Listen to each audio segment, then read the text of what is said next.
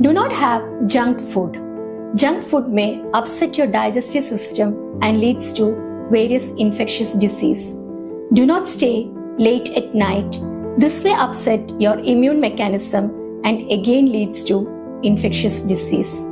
Stay away from cold wind and air and protect yourself from airborne and waterborne diseases. Do not suppress your urges.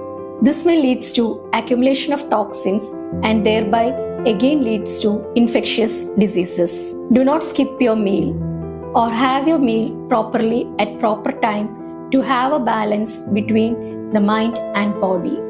Follow the Ayurveda principles during the monsoon as enshrined in our Indian system of wisdom and have a physical and emotional well-being. ജീവനീയം